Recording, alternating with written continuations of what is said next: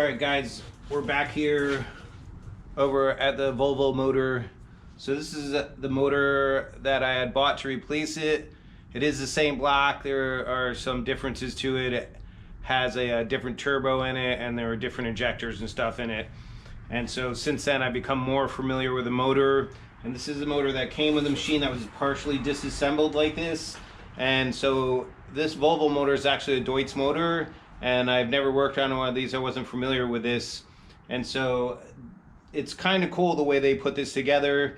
And there's some obvious problems to it too that we're looking at them right now pretty much. So there's a control rod. This is the old control rod, and I got a new control rod to go in here. And so this control rod goes in through the motor right here and just bolted on with this bolt. This bolt holds it on right there. And then this is spring loaded like this. And so you can see on this motor over here, this controls this control rod. And so what this rod does is there's independent fuel pumps for each injector, which is, I think it's super cool. It's pretty awesome. And it's controlled by, and those are pumped up by a cam that's inside here. And so then each individual one is injecting for each cylinder, which is so cool. So if one of them breaks, your motor's just not done. Whereas a normal injector pump, if you have a problem with that pump and something catastrophic happens to it, the machine won't run. But at least this could run on 3 cylinders if one of them goes, and you could limp it home or something. And so that's, I'm guessing that's why the back of this motor was off. And the downside to this, and I'm going to show you over here. This is one of the pumps for one of the cylinders. And so then this control rod goes down through the cylinder right here, and then this pump goes in this little hole right here. And so I'm not sure exactly, let's see. So this would go like this. I'm not sure, I think it goes in this, no, it must go, I don't know. It's controlled right here, but it goes in these grooves. And see, you can see it going back and forth like that. So it's actually turning the fuel up or down. So it can just turn the motor off, or it can like crank it up. I'm not sure which way is which, but you get the idea. So that's pretty cool in my opinion. And so when I got this,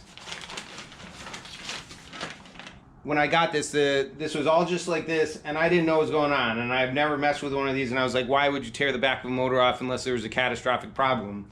And so now we know why they tore it off, because they wanted to get this fuel rod out. And so, because apparently sometimes, I don't know if they bend or something. This one's definitely not straight, but it's been around the block since I got it.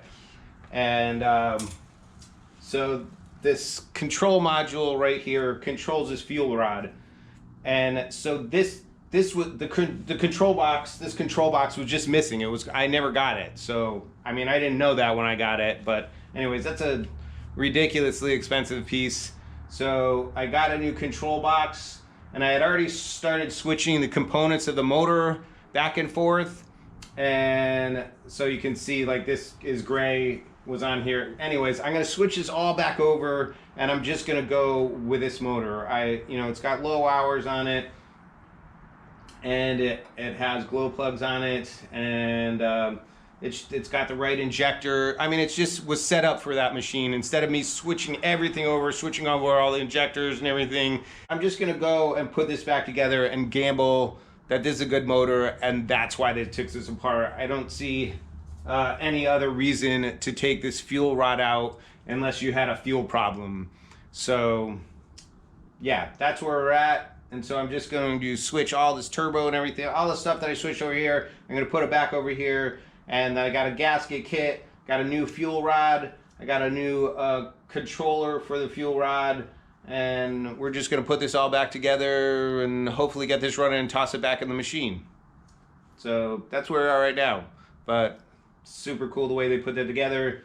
Downside is, if you have a problem with the system, if your rod goes bad, you have to pull the motor out and take the backside of the motor off, which that part of it's maybe, yeah, that's a pretty big downside. Anyways, so here we go.